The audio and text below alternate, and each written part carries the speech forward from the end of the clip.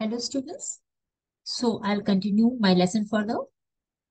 When the storm had passed, he stood in the middle of the field and said to his sons. So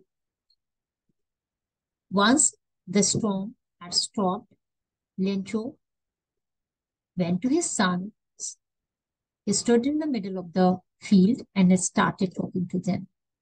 Lencho was totally devastated at this point of time, and he said to his son, a plague of locusts would have left more than this. The hail has left nothing, right? So here, this line is very, very significant from exam point of view also. Let me explain what is a locust, right? So basically, a locust is is a migratory grasshopper. And locusts are basically, you can say that they are insects that attack or that destroy crops, right? And here, Lencho is expressing his utter helplessness, right? He is in utter grief. And he's saying that hailstorm had caused damage to his cornfield, right? And nothing is left. He's also saying that but here he's saying that if plagues of locusts had attacked his crops, they would have caused less damage to his cornfield than the hailstorm. So here he has equated the devastation caused by locusts to the devastation caused by the hailstorm. So here the poetic device that the author has used is allusion. What is an allusion? Basically, allusion is a poetic device, and allusion is a brief and indirect reference to a person, object, place, or event of historical, literary, or political significance, right? So, how Lencho's statement or Lencho's situation is similar to the story that I'm going to talk about. So basically, in the book of Exodus, locusts were sent by the god, right? So locusts were one of the 10 plagues that was sent by God to pressurize the Egyptian kings or pharaoh to release the Israelites, right?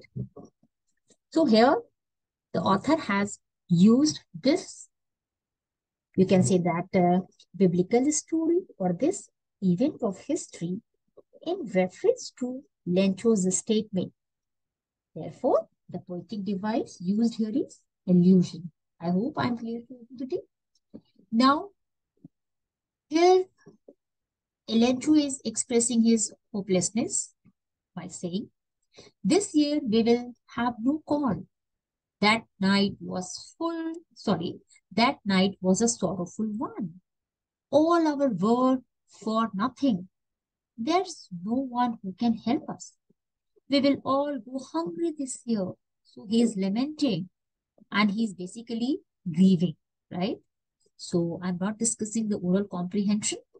So I'll move on to the next one. But in the hearts of all who lived in that solitary house in the middle of the valley, there was a single hope, help from God. But despite the fact that the hailstorm had caused immense damage to Lencho's crops, but that hailstorm had not deterred the spirit of Lencho and his family members.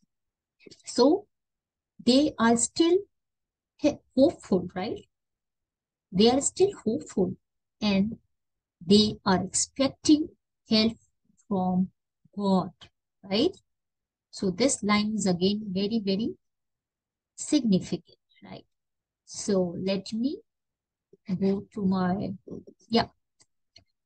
Now, Don't be upset, even though this seems like a total loss. Remember, no one dies of hunger. No one dies of hunger. Again, this line is very, very significant, and this line shows Lencho's immense faith in God, right? No one dies of hunger. It means that God is there to take care of all the living beings, right?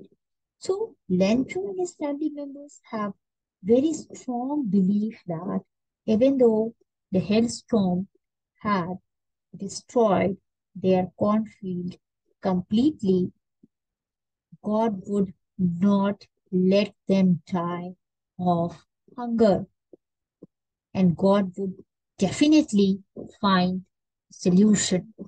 Definitely, God is going to do something about their situation. Hope I am clear. Now I'll move on. All right, sorry. All through the night, Lencho thought only of his one hope, the help of God, whose eyes, as he had been instructed, see everything, right? So throughout the night, Lencho could not sleep, and he kept on thinking about his hope. He was very hopeful that God is going to help him, whose eyes, as he had been instructed, sees everything, even what is deep in one conscience, right? So here, one's conscience, what do you mean by conscience? Conscience is an inner sense of right or wrong, right?